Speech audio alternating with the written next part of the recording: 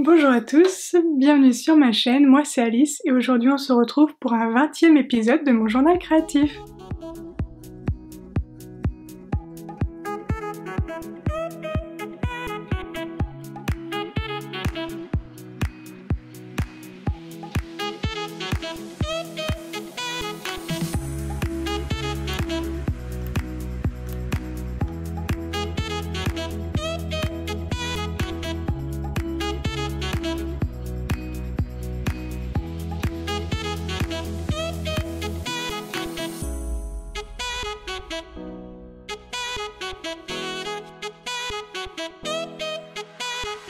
Je vous souhaite la bienvenue sur ce nouvel épisode de mon journal créatif. Bienvenue à ceux qui nous ont rejoints récemment et puis un grand merci pour ceux qui me suivent depuis plus longtemps. On est déjà au 20e épisode de ce journal créatif. Dans mon journal créatif, je vous partage tout ce que je fais au quotidien en termes de loisirs créatifs, que ce soit du tricot, de la couture ou tout autre loisir créatif qui me passe sous la main.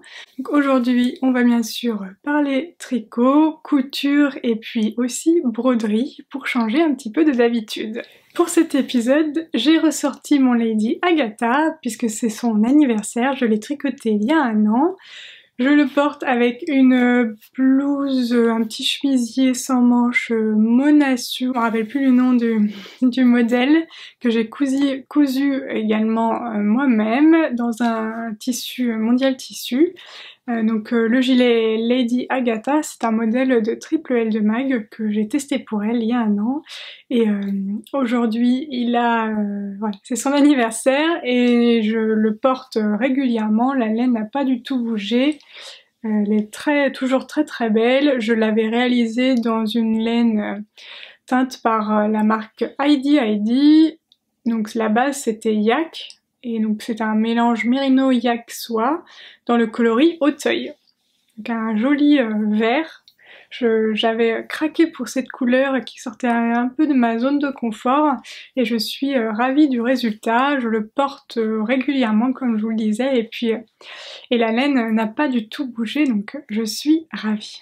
Avant de rentrer dans le vif du sujet, je voulais profiter de cet épisode pour vous remercier pour plusieurs raisons. Déjà, la première raison étant le fait que vous êtes désormais plus de 7000 vous êtes abonnés à ma chaîne, donc un grand merci. Donc un grand merci à ceux qui se sont abonnés récemment et aussi à ceux qui me suivent depuis le début. J'ai l'impression qu'on a fêté les 2000 abonnés et les 1 an de la chaîne hier, mais non, c'était déjà quelques mois et depuis la chaîne a énormément grandi, donc je vous remercie pour tout ça, pour les échanges autour des vidéos, pour vos commentaires, pour vos pouces vers le haut. Donc voilà, un grand merci pour vos abonnements.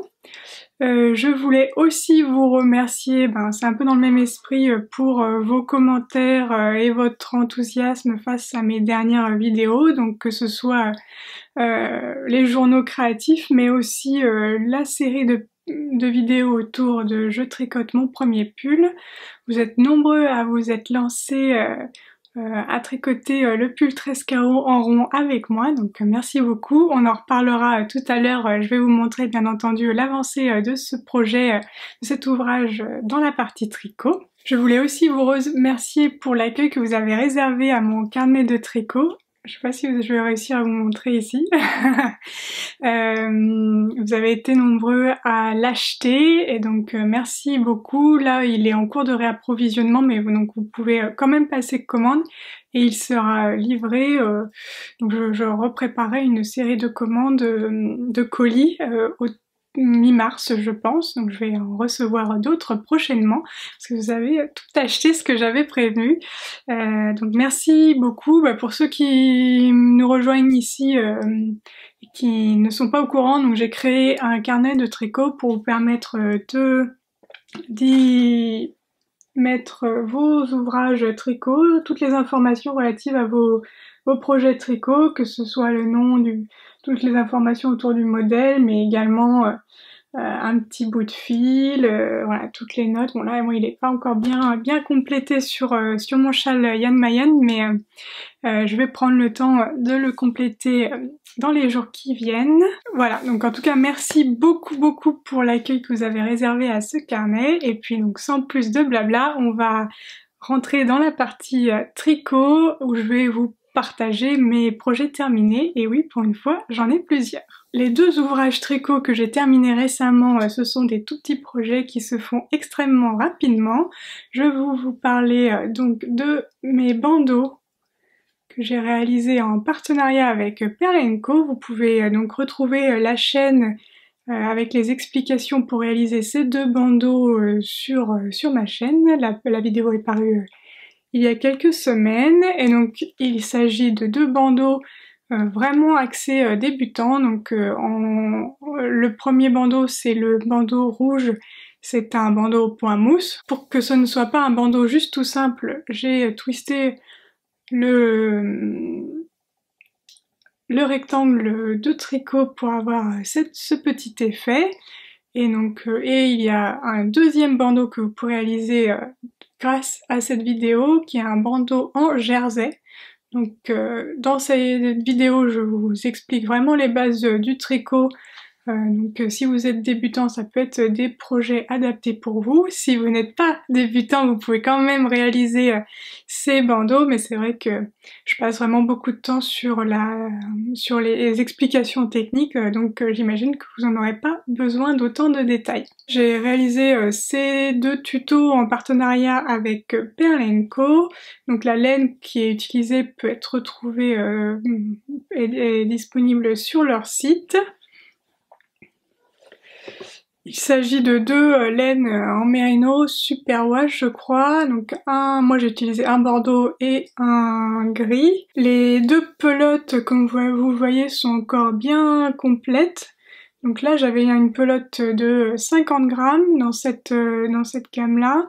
Et il y a aussi des pelotes de 100 grammes. Donc, avec 50 grammes, vous pouvez faire déjà 2 bandeaux au point mousse. Et puis avec 100 grammes, vous pouvez faire 2 bandeaux en jersey. Donc le bandeau jersey utilise un peu plus de laine. Donc le bandeau gris utilise plus de laine parce qu'on tricote une longueur plus importante pour pouvoir faire le nœud.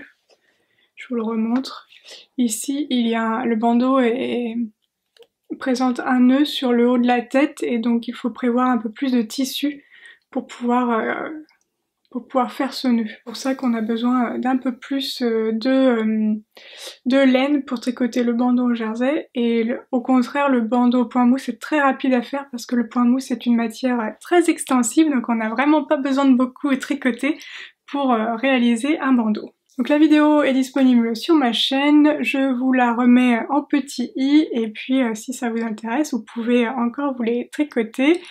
Même si le printemps arrive à grands pas, au final on a encore quelques petits jours de frais là qui arrivent prochainement, donc ça peut encore valoir le coup de vous tricoter ces bandeaux pour les porter cette année, ou sinon vous pouvez les faire en prévision de l'hiver prochain également. Donc voilà pour ces 2 petits projets vraiment hyper rapides à faire. Alors moi je suis pas débutante au tricot, et donc il m'a fallu peut-être 2 heures pour 1 à 2 heures, j'ai pas calculé exactement pour faire le bandeau au point mousse. C'est peut-être un petit peu plus longtemps parce qu'on a un peu plus à tricoter sur le bandeau jersey, mais ce sont vraiment des projets rapides à tricoter, donc parfait pour les débutants pour tester la technique et essayer de se familiariser avec les gestes et voir si le tricot peut être quelque chose qui nous intéresse et pour lequel on a envie de multiplier les projets par la suite. Il est possible que vous tombiez accro comme moi au tricot, et alors là, plus rien ne vous arrêtera et vous multiplierez les projets comme moi. Donc voilà pour mes 2 petits bandeaux headband que j'ai réalisés pour Perle & Co.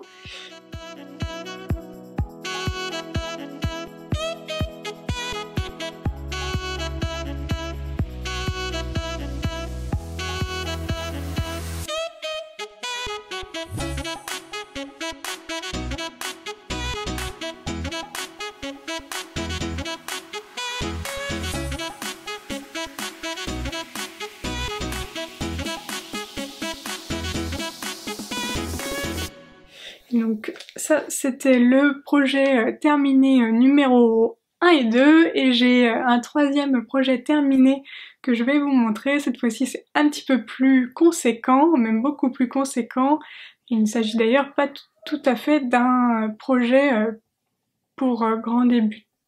J'aurais tendance à dire qu'il faut quand même avoir un peu plus d'expérience en tricot pour le réaliser, mais je vous explique ça en détail tout de suite.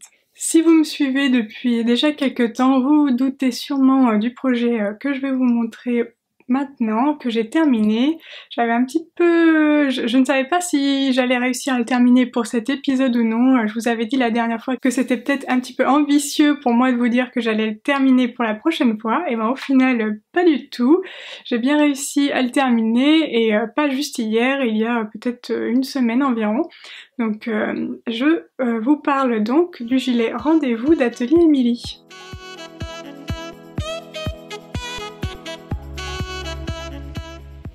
Donc j'ai terminé le gilet rendez-vous d'Atelier Émilie et je suis ravie du résultat. J'envisage même de peut-être me le faire une deuxième fois, alors pas tout de suite, mais je pense que je le retricoterai tellement j'aime bien le rendu et je trouve que c'est un bon basique pour ma garde-robe, notamment par le fait qu'il soit tricoté en bleu marine. Donc pour le tricoter j'ai utilisé ces deux laines. Alors vous voyez il me reste pas grand chose. Il me reste quand même un petit peu plus de mohair que de mérino, mais il me reste pas grand chose de mes 2 écheveaux de mérino. Et je crois que j'ai utilisé 4 pelotes, je sais plus si c'est la 4e ou 5e pelote de mohair. Donc le mérino c'est cette laine. C'est une laine teinte à la main par la marque Arcoiris Yarns. Par Ludivine qui tient cette marque d'ailleurs. La base c'est Dr. Wool, donc c'est du 100% mérino superwash et le coloris c'est Atlantis. Donc c'est un magnifique bleu qui tire un petit peu vers le violet. Je suis pas sûre que vous arrivez à voir la bonne couleur avec des reflets noirs. Et puis le mohair c'est un mohair Kremke, de la marque Kremke, c'est la base Silky Kid et la coloris c'est le joli nom 95. Alors donc en termes de mohair, vous le savez sûrement si vous avez déjà regardé mes épisodes précédents, donc c'est un mohair qui est assez poilu, mais pour autant qui ne perd pas vraiment ses poils. J'en ai pas retrouvé partout sur mon canapé, sur mes vêtements, etc. Et c'est assez étonnant, alors c'est la première fois que je vois un mohair foncé comme ça mais dont la teinture n'est pas entière. Le fil de soie qui emprisonne le mohair est pas tout à fait entièrement teint. Donc on voit vraiment le fil de mohair, ce qui se retrouve sur le pull. Je vais vous montrer le dos de mon pull pour essayer de vous montrer ça. Mais vous voyez les petits fils blancs qui sont qui est la soie du mohair sur mon tricot. Donc c'est pas gênant en soi, mais si c'est pas un aspect qui vous plaît, faites attention et prenez pas forcément Kremke. Alors je sais pas si c'est le cas sur toutes leurs bases les laines foncées, forcément sur les laines foncées ça sera un peu plus... le risque est plus grand que ça fasse ça. Et vous voyez sinon la couleur du coloris Atlantis, on voit bien le bleu et avec des reflets noirs aussi. Donc moi j'aime beaucoup le rendu de mon gilet avec la combinaison de ces deux laines. Le rendu est très doux et puis assez poilu.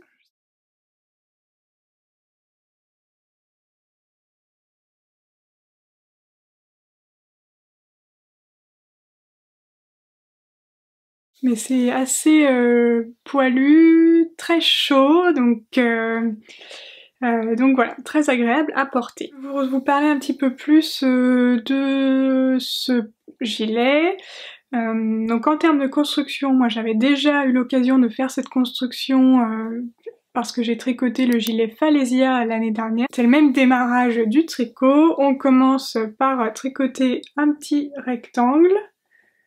Et puis ensuite on vient relever les mailles ici et tricoter un rectangle dans l'autre sens.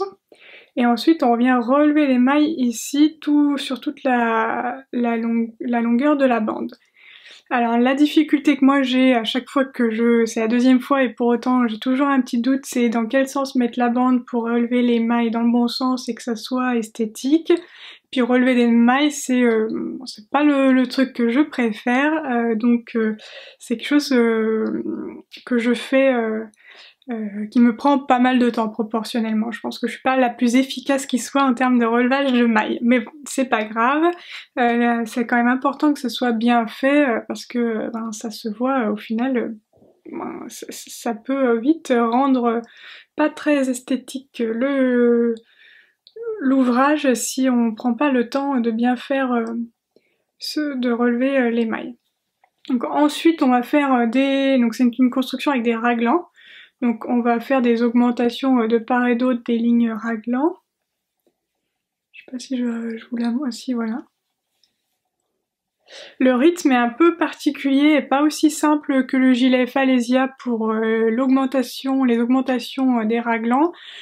Pour le Falesia c'est assez facile parce que c'est vrai qu'on rajoute un petit jeté pour créer la dentelle tous les deux rangs, donc tous les rangs droits au final, donc c'est très facile à s'y repérer. Là j'ai eu un petit peu plus de mal, il me fallait un peu plus de concentration parce que le rythme est un peu particulier. On n'augmente pas forcément tous les raglans au même rythme, mais donc voilà, il faut être un petit peu concentré. C'est pour ça que j'ai dit tout à l'heure que c'était pas spécialement un gilet pour débutants malgré l'apparente simplicité du modèle. On n'augmente pas au même rythme pour les manches et pour le devant, les deux demi-devants et le dos de mémoire. Donc c'est pour ça que c'est pas spécialement un modèle pour débutants. C'est la seule difficulté, après le reste est très très simple. On va venir séparer les manches du corps et puis ensuite tricoter tout le corps. Le corps se finit par une longue bande de côte qui se fait avec des aiguilles bien plus petites que celles avec lesquelles on a tricoté le pull à la base. Pour vraiment resserrer, on vient ensuite tricoter les manches, pareil, une très très longue bande de côte. Et puis ensuite, il y aura à mettre les boutons. Donc je vous ai pas encore parlé des boutons que j'ai utilisés. Je vous les montre. Donc moi, ce sont des boutons que j'ai achetés chez Mondial Tissu. Je les trouve vraiment très jolis et très adaptés à mon projet. Le bleu va parfaitement avec, et puis la touche argentée ramène un petit peu de fantaisie à un pull autrement très basique. Donc j'aime beaucoup le choix de ces boutons. Moi en termes d'aisance, je l'ai choisi avec peu d'aisance positive. Moi j'ai fait la taille XS, donc donc moi le tour de buste du vêtement fini autour de 88 cm, ce qui me fait 8 cm d'aisance, même si je pense qu'au final il y a un petit peu moins. Et je pense le refaire avec une aisance un peu plus importante, donc peut-être faire la taille 98 pour avoir un autre style de gilet. Donc là, celui-là, il est cropped et puis près du corps, donc ce sera bien pour mettre par-dessus des robes par exemple, ou par-dessus un pantalon taille haute. Mais j'aimerais bien avoir un gilet pareil, col V, avec peut-être moins de bandes de côte et un peu plus d'aisance pour faire un autre style, mais tout en gardant cet aspect basique, intemporel de la garde-robe. On peut faire quelques petites adaptations sur un patron et avoir finalement totalement un style différent, tout en économisant sur l'achat du patron vu qu'on l'a déjà.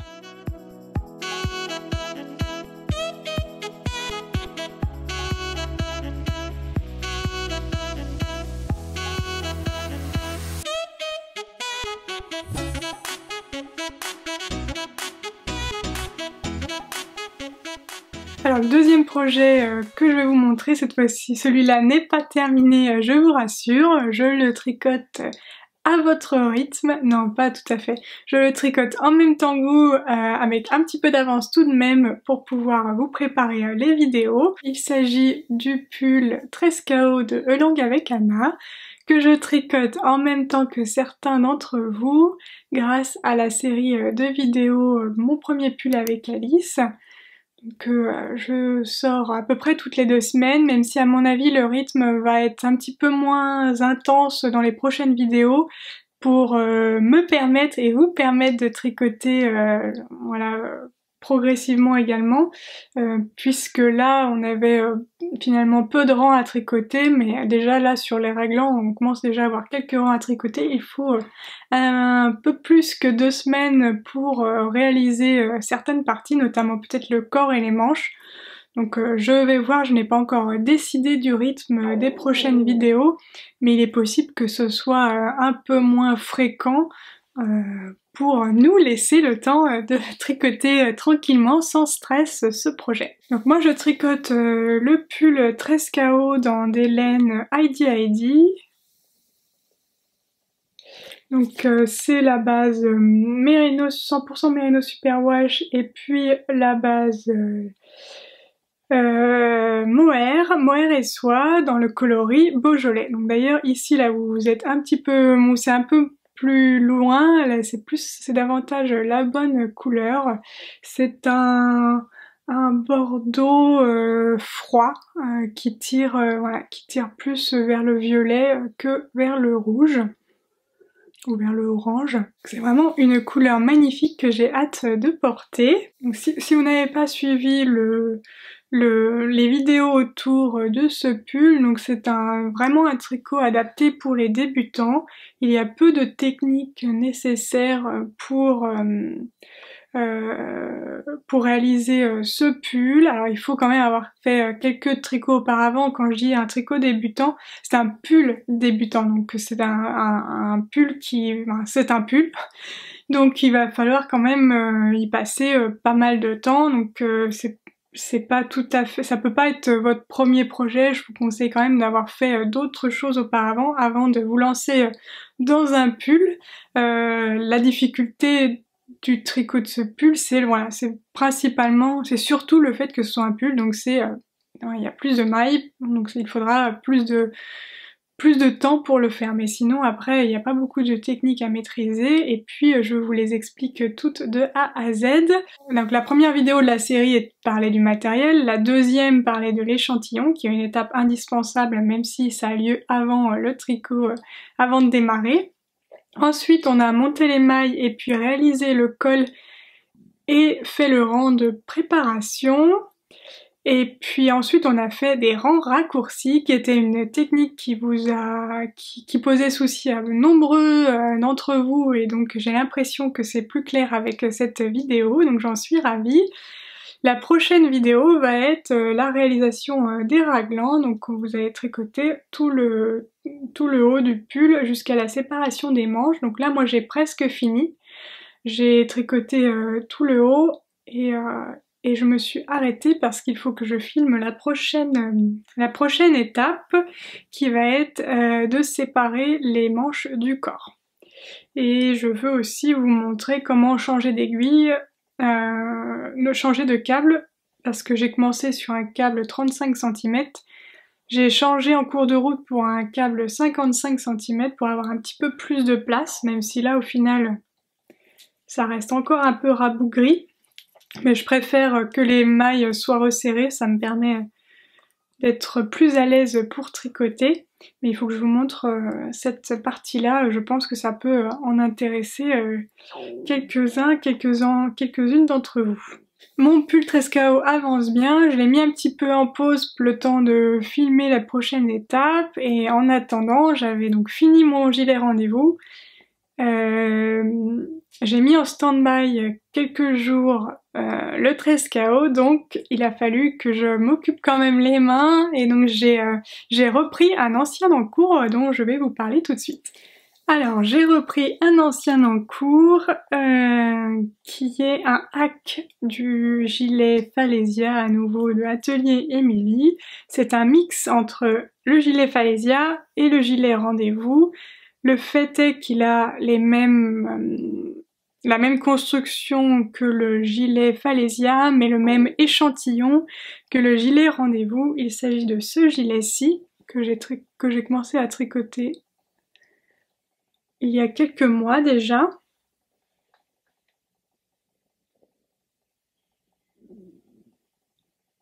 C'est un gilet que je vous ai montré, je pense, je sais plus si c'était en octobre ou en novembre. Je vous faisais part de mes peurs par rapport au fait que je savais pas si j'avais bien calculé tout pour que la séparation du corps et des manches se passe bien et que ce sera à ce moment-là que je serai rassurée ou alors est-ce que je devrais tout détricoter.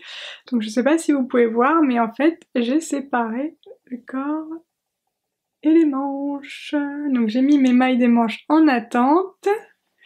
Et donc ça se passe plutôt bien. Au final, je suis ravie. Le pull me paraît à ma taille pour l'instant. Donc comme je vous disais, c'est un pull qui a la construction du gilet Falesia. Donc on a les bandes ici et les raglans qui sont formés par des jetés et qui vont faire une petite dentelle. En termes d'échantillon, par contre, on est même plus autour du gilet Rendez-vous parce que je tricote ce gilet dans un mélange mérino et mohair. D'ailleurs, je vais vous les remontrer. Donc voici les fils que j'utilise pour tricoter ce gilet. Il s'agit de laine teinte par La Fée Fil. Et le coloris c'est Jeannette. Donc j'ai le mérino et puis j'ai le mohair à droite dans la même couleur. J'aime beaucoup cette couleur qui est pareil, qui sort un petit peu dans ma zone de confort, mais dont j'ai hâte de porter l'ouvrage terminé.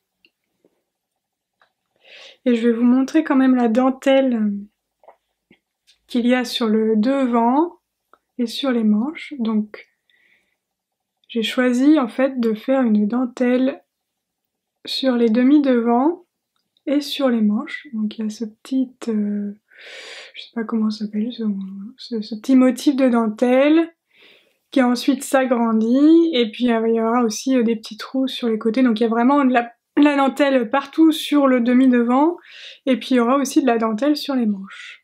J'ai choisi de pas mettre de dentelle sur le dos. Je sais pas si c'était une bonne idée ou pas, mais le fait est que voilà, c'est comme ça.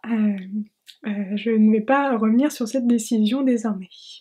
Donc voilà pour ce gilet qui avance bien, qui a bien avancé. Je crois que je vous ai laissé la dernière fois, j'étais rendue où? Ouais, je sais pas. J'étais juste avant. Ouais, j'étais peut-être dans ce motif-là de dentelle. Donc j'ai quand même fait quelques rangs. Ça prend pas mal de temps de tricoter ce gilet et surtout il faut que je sois super concentrée. Parce qu'il y a pas mal de choses à faire en même temps. On va déjà réfléchir. Là maintenant que les manches sont séparées, c'est déjà un peu plus simple. Mais il y a quand même de choses qui se passent en même temps et des choses qui se passent sur le rang, entre faire la bande de boutonnage, faire la dentelle sur le rang endroit. Il y a des choses à faire sur quelques rangs envers également. Donc il y a quand même besoin d'être concentré, donc c'est un tricot que je fais uniquement en journée quand j'ai un petit peu de temps, donc soit un petit peu le matin, soit un petit peu le midi à la pause déjeuner. Mais il n'y a pas, voilà, c'est pas quelque chose que vous allez voir avancer très très vite parce que je ne peux pas tricoter ce gilet le soir. C'est trop compliqué pour mon cerveau de suivre le diagramme, réfléchir aux choses à mettre en place le soir. Donc je le fais petit à petit, mais je voulais vous donner une petite mise à jour sur ce gilet que je n'ai pas laissé tomber et qu'au contraire j'ai repris sur cette fin du mois de février, début mars. Donc celui-ci va avoir un petit peu plus d'aisance quand même que le gilet Rendez-vous. J'espère que je ne vais pas manquer de laine.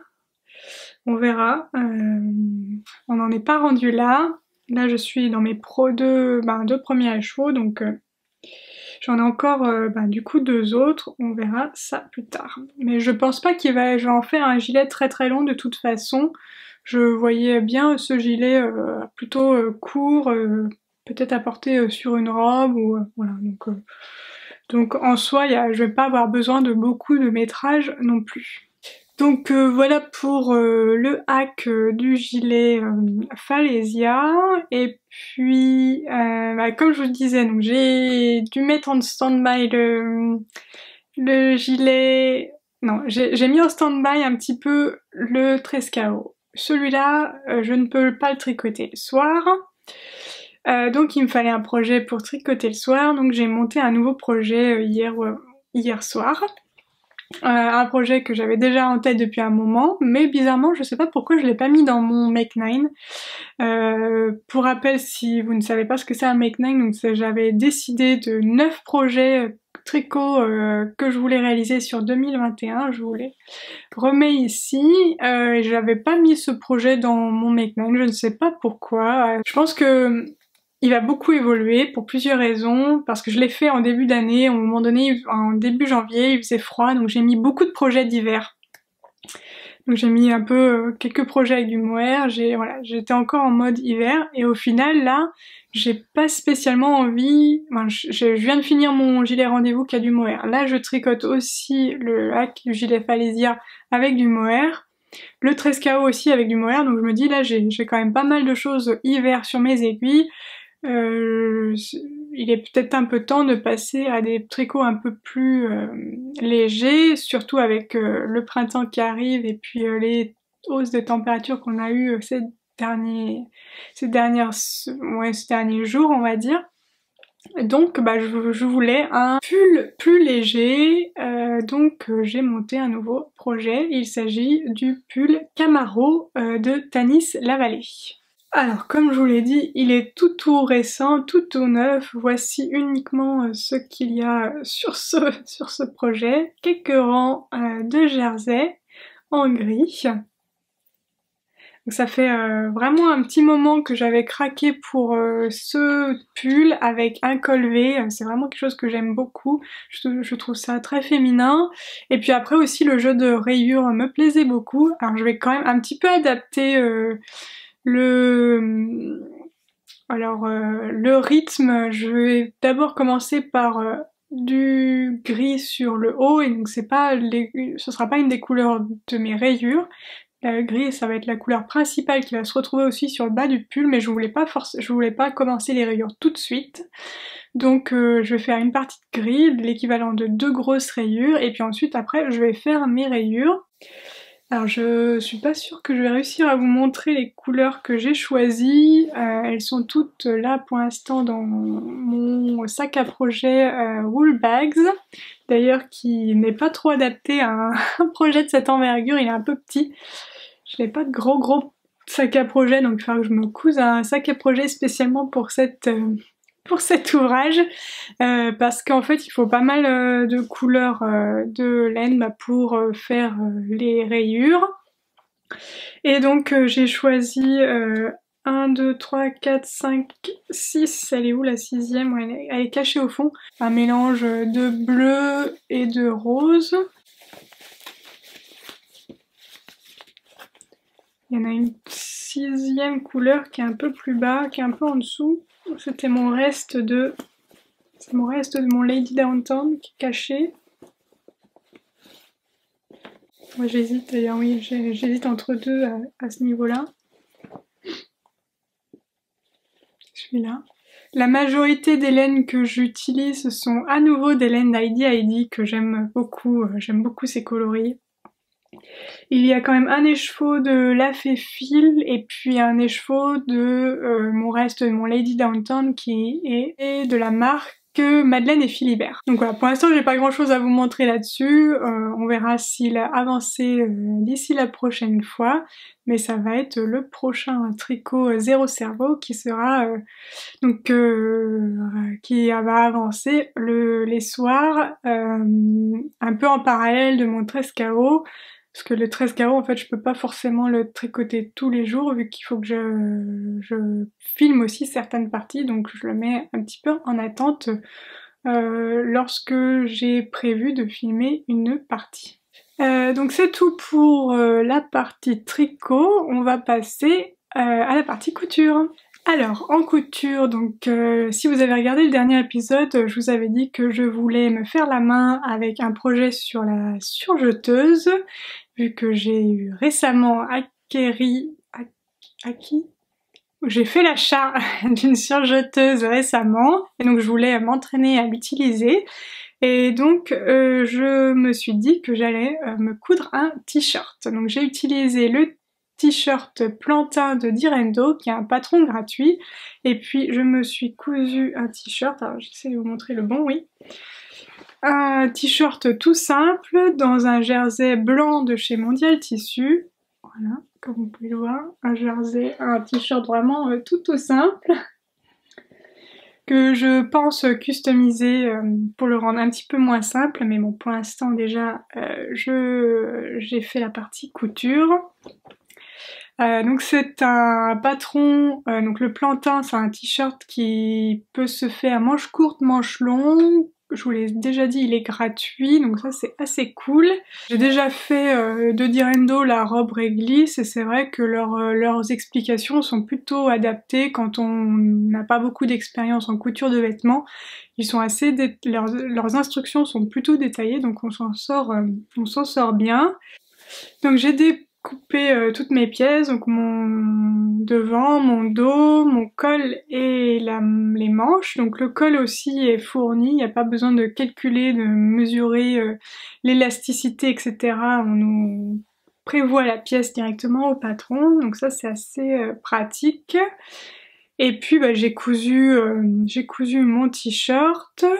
J'ai eu l'occasion de coudre pour la première fois de la laminette. Donc la laminette, c'est un petit morceau de plastique, de ruban élastique plastique, je sais pas exactement en quoi c'est fait, qui se coud au niveau de la couture de l'épaule, et donc ça permettra sur l'usage du t-shirt à long terme que cette couture là ne se détende pas trop, donc ça crée un renfort au niveau de l'épaule.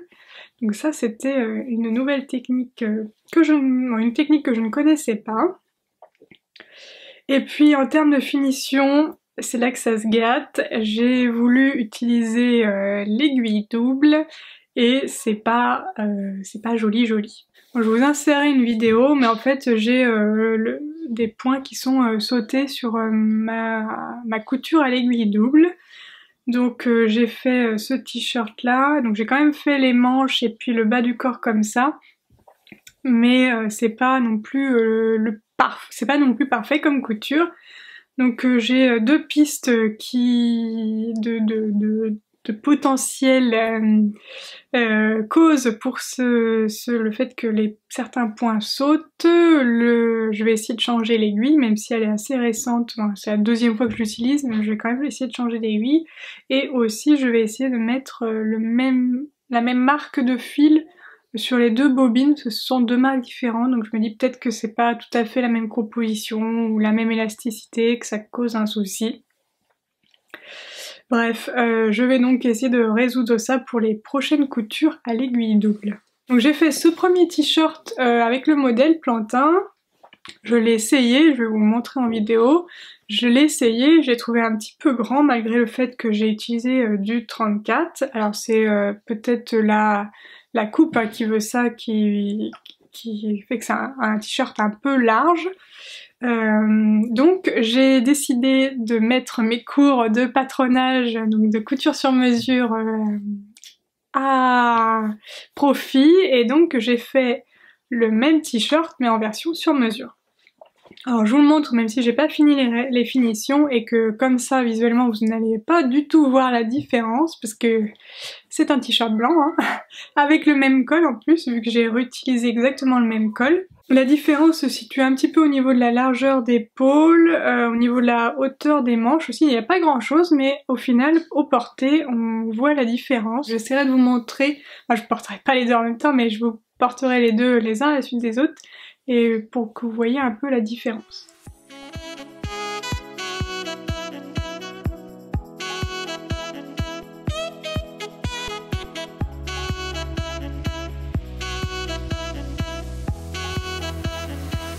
Donc j'ai vraiment apprécié faire ça. Donc j'ai créé vraiment mon patron de t-shirt en utilisant quand même certains éléments du patron Plantin parce que j'ai utilisé le col pour que ce soit plus facile pour moi d'avoir la bonne taille de col la bonne taille de la pièce pour le col.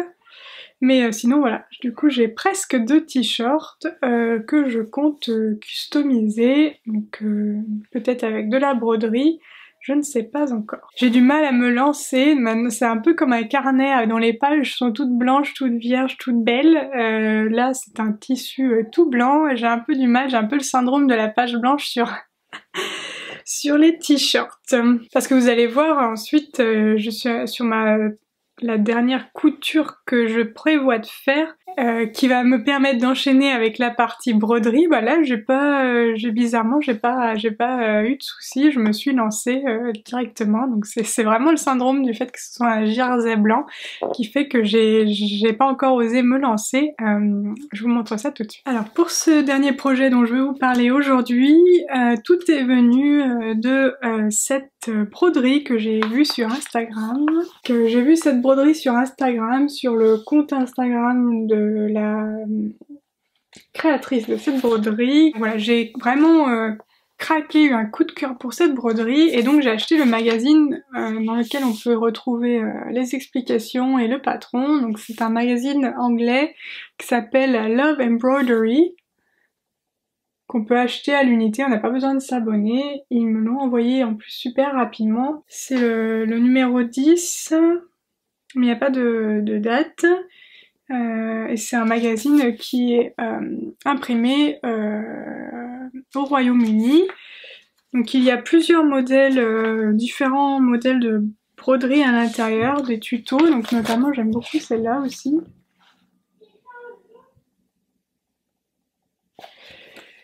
Donc il y a quelques tutos et puis en fin de magazine on a les templates à photocopier.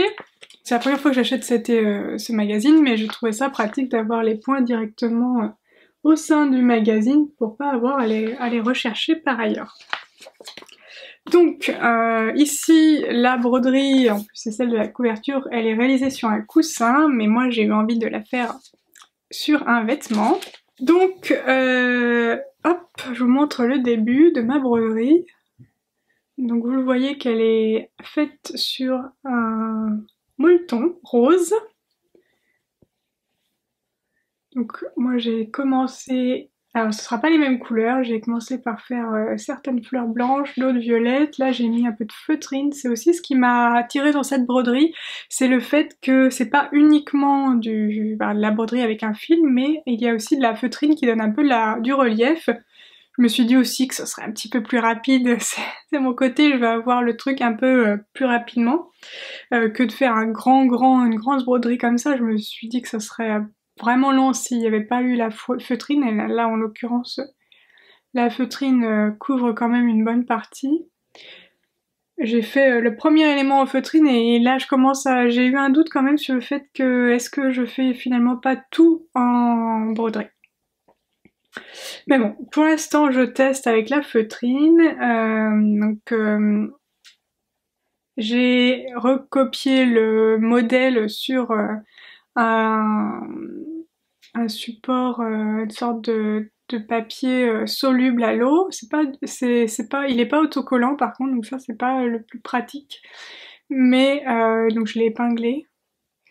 Et normalement, quand je passe sous l'eau, ça devrait tout se dissoudre. Alors j'espère que ça fera pas, que ça se passera bien. Je serais un peu dégoûtée si ça se passe mal alors que j'ai passé tout ce temps à faire ma broderie. Et j'espère aussi que la feutrine, on peut le laver sans que ça dégorge partout. Si vous avez déjà lavé de la feutrine, dites-le moi, rassurez-moi s'il vous plaît en commentaire, parce que là tout d'un coup j'ai un doute. Le fait est que pour l'instant, donc je l'ai placé sur ma pièce de devant de mon futur vêtement et je compte me coudre le sweat Icône de Atelier Scamit et avec du coup avec ma broderie sur le devant de mon sweat. Donc ça va être une future cousette, mais avant de ça, avant de passer à la couture, j'ai coupé juste la pièce de devant. Pour l'instant, j'ai pas encore coupé les autres pièces au cas où c'est un carnage. Je me dis peut-être qu'il faudra d'ailleurs que je relave cette pièce-là avant de coudre le reste pour voir si ça ne dégorge pas ou voilà, ou si c'était pas du tout une bonne idée de projet. J'espère que je pense qu'il faudra que je le lave quand même à la main ce sweat parce que je suis pas sûre que la feutrine ça passe en machine. Bon voilà, je me suis un peu lancée tête baissée dans mon projet sans réfléchir à tous les tenants et aboutissants, mais bon, c'est pas grave.